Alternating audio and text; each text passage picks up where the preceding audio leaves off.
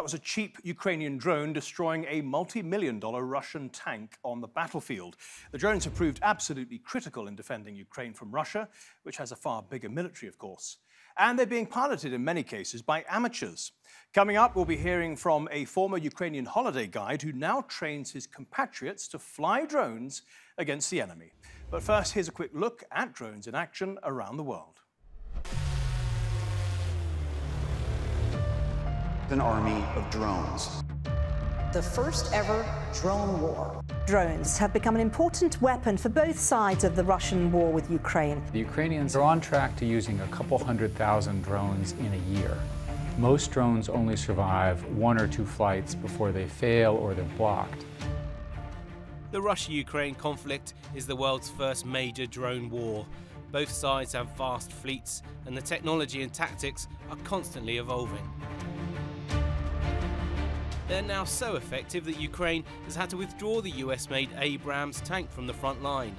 5 of the 31 Abrams delivered last year to Ukraine have reportedly already been destroyed, mainly by Russian drones. It's worth noting the Abrams is America's main battle tank. On the opposite side, Foreign Policy magazine earlier this month quoted a NATO official saying that 2/3 of Russian tanks destroyed by the Ukrainian military have been taken out by small drones. Given that drones can cost just a few $100s and can destroy a $10 million tank, military planners are having to rethink their tactics and how they spend their budgets. There are many types of drones, from high-end military models to cheap consumer ones that can be bought off the shelf. Some are literally being built in kitchens. Small FPV or first-person view drones can cost as little as $500, including explosives. They can be used for reconnaissance and kamikaze missions. The most popular is the Mavic, which is made by the Chinese company DJI. You can buy them on Amazon for $300, explosives not included. The US-made Switchblade loitering drone is favoured by Ukraine. At $6,000 it hovers in the air, waiting for a target to smash into. The Ukrainian government is aiming to make 1 million small FPV drones this year. They're much more accurate than an artillery shell, although they are less powerful.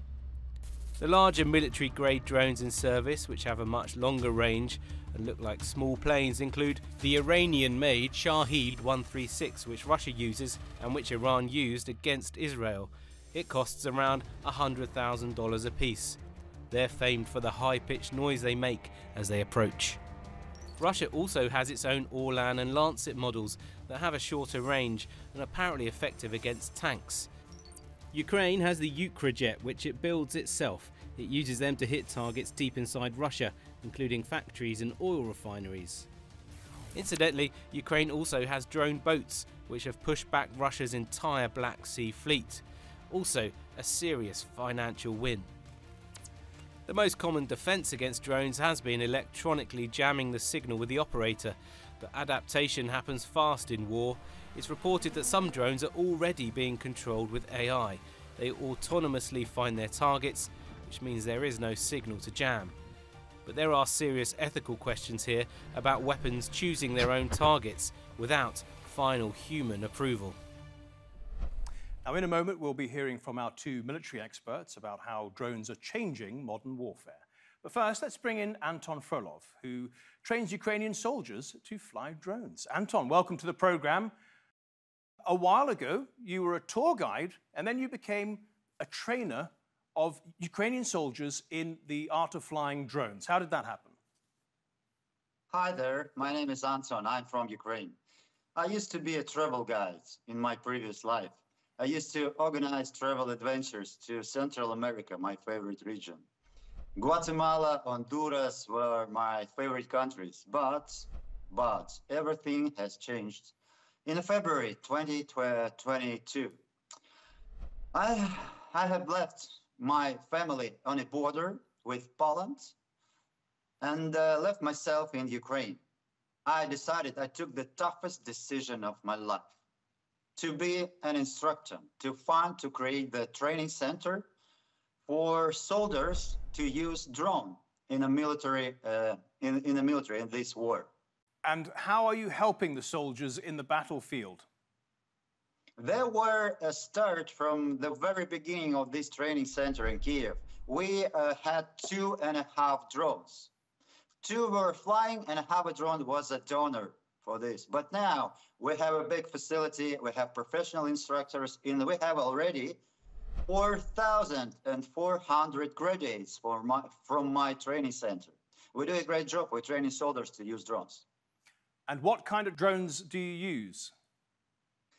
We have 3 different directions. We have 3 different courses. The first one is for multi-rotor civilian drones. It's for civilians. Yesterday, they used to use travel civilian drones, but now they have military mission. That's the first direction, the first course. And the second course is FPV drones. We all know what is FPV drone. And the third one, the third training course, is for the wing type drones. It's the big planes. So the FPV drones, the first-person view drones, what's special about those? FPV drones are playing the huge role in the battlefield right now. We can see the huge impact they do on a battlefield. The connection between FPV drone and the multi-rotor drone are very effective. We now can see the results of this duet, of this combination, where the multi-rotor drone, some kind of like Mavics, doing the air reconnaissance, and the FPV doing the destroying mission. They destroy targets. And where are you getting the drones from? Are you buying them on the internet? Are you making them in your own country? Concerning the FPV drones, where we buy parts in different countries, and we're doing ourselves. Yes, we distribute this, and we are doing ourselves in a garage, something like this. Concerning multi-rotor drones, we're buying the drones they are ready to use. The Russians have developed ways to block the signal to some drones. How are you getting around that? The signal and the connection is the most powerful weapon in any war. You can use any weapon, but the connection, the air signal, the frequency is the most powerful thing. And yes, we do have, and the Russians have the jamming system. They are trying to destroy the signal, but we are trying our best to fly it over these circumstances and fly in this situation. That's the military circumstances. That's the military life.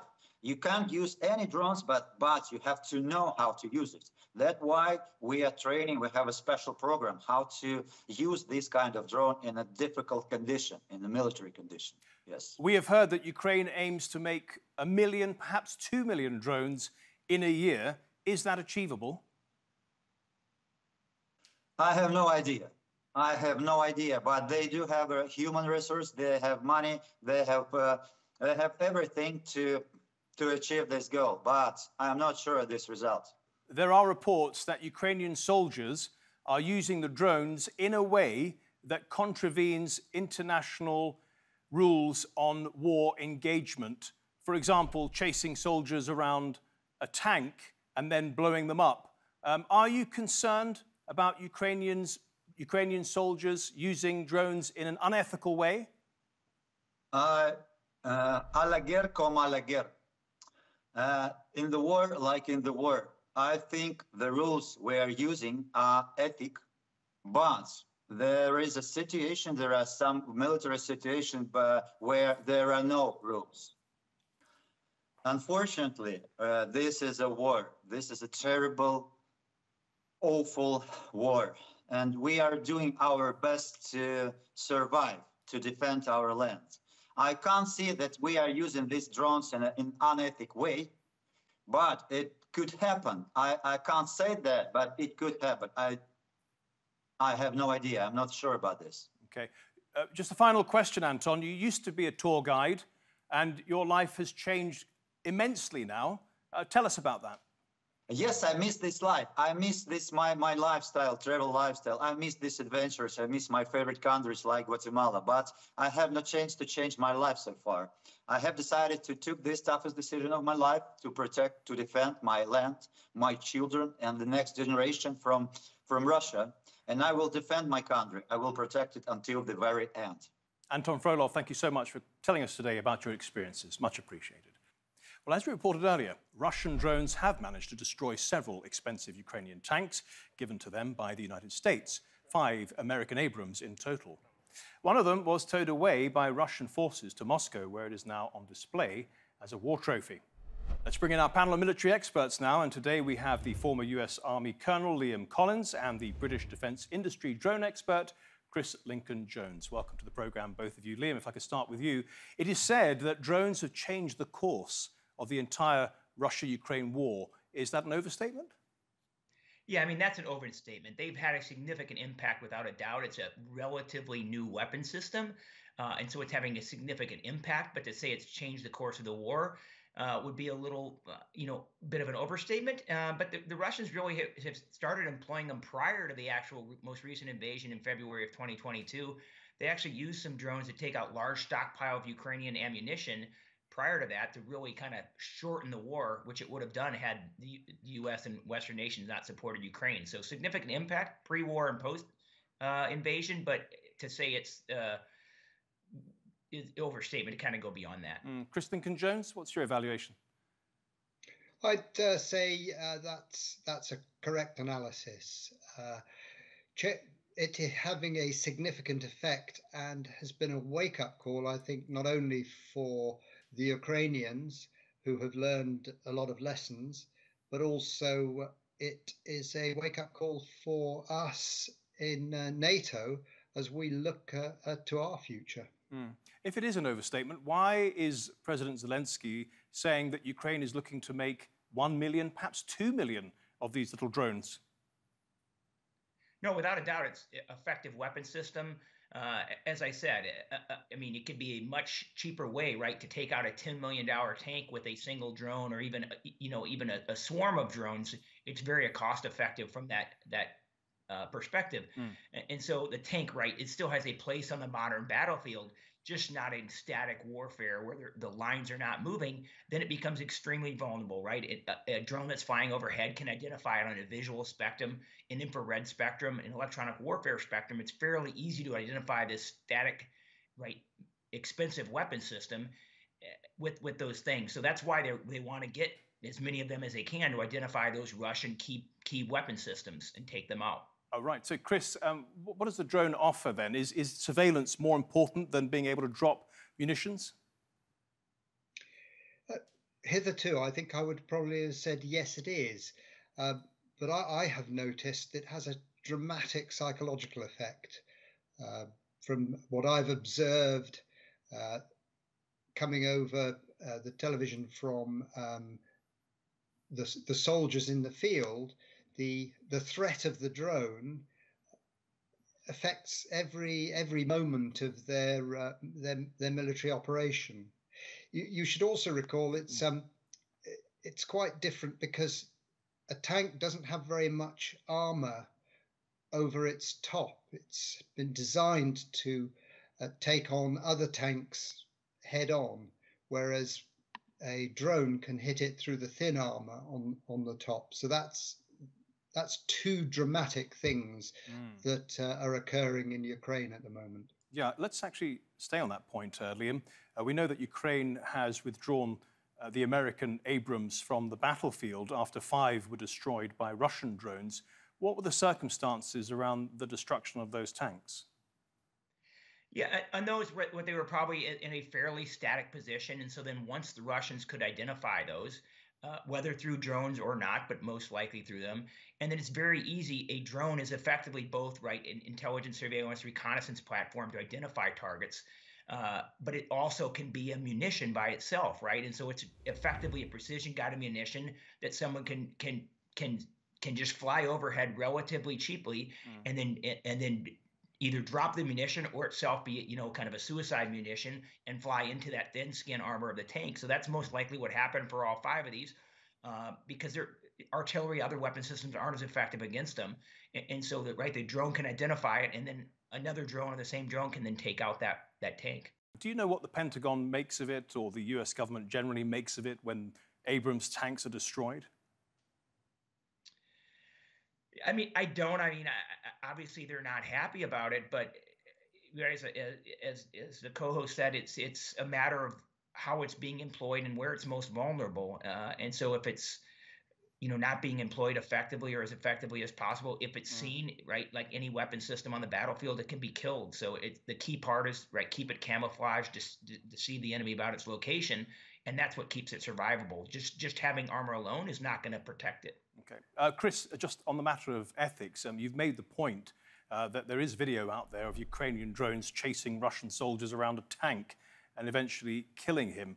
As an expert in engagement in war, what do you make of that?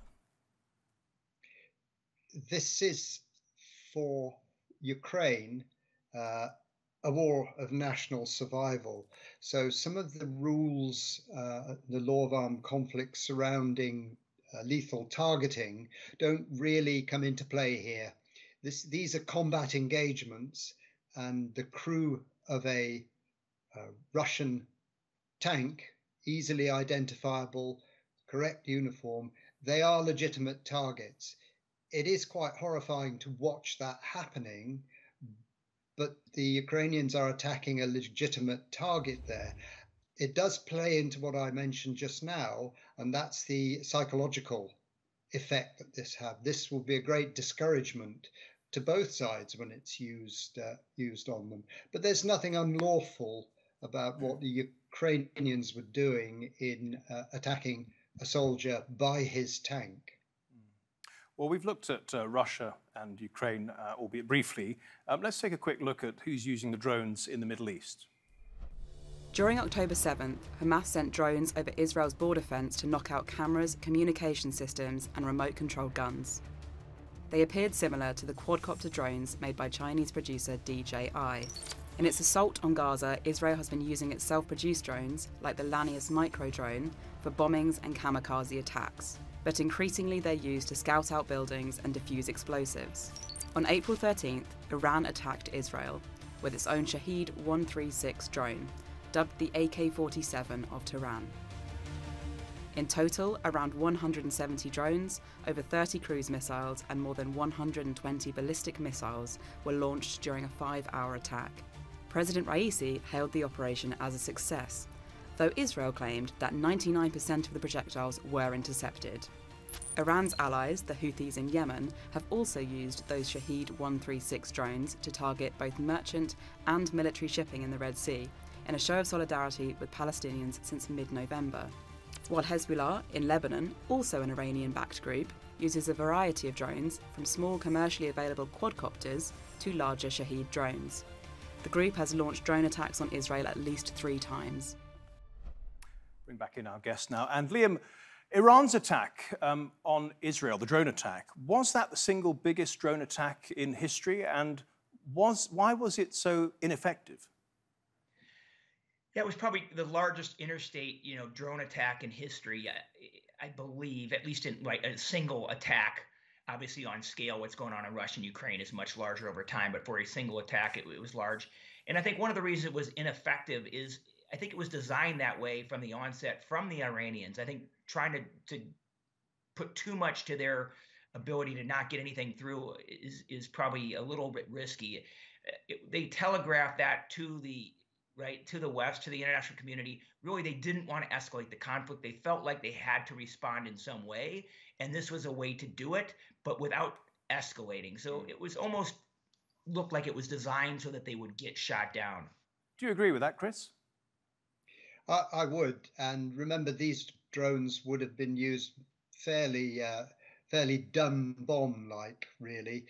It's very unlikely that the operators would have been able to keep in contact with them as they flew across all that territory. They're right on the edge of what they could do. I think probably they just were sent to a place and ordered to crash. And drones are very, very poor at evading countermeasures, such as the very, very good Israeli air defense systems. It was inevitable what happened, I believe. All right. Can we look at the Israeli attack involving drones that killed aid workers in Gaza working for the World Central Kitchen? Chris, Israel says it was an accident, but I understand that you believe there are no excuses for what happened there. I've done some extensive work on this on behalf of various organizations around the law of armed conflict and the rules around targeting. And it would appear to me, it may have been an accident from the Israeli point of view, but I think it's an avoidable accident had they applied the values and standards that the US and the UK have when we're doing this type of thing. And what does that look like, the values and standards? What sort of equation are you running? Well, they're a test. It's very simple. It has to be simple, otherwise soldiers wouldn't be able to do it. It's got to be a military necessity, what you're doing. It has to be proportional. There should be distinction and humanity. And that's the first thing that I'm asked if I'm doing this, and have been asked when I'm doing it. And if any one of those fails, then you don't do it. You then have the targeting procedures, positive identification, pattern of life, a collateral damage estimate. Those 3 out of the 5 are just fundamental. And I think, therefore, that it must be poor training or poor discipline on the part of people who are doing deliberate targeting to allow that to happen. So the United States and the United Kingdom, according to their standards, probably would not have launched that strike. Liam Collins, do you agree with that?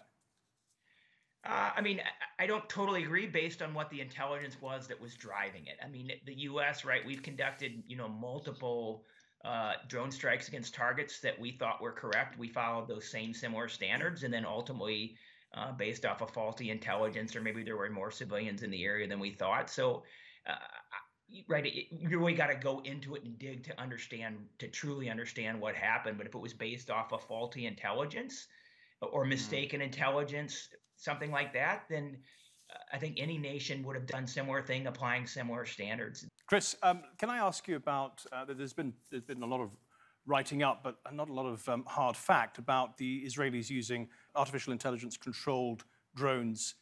Is that true? And if so, to what extent is the artificial intelligence making the decisions?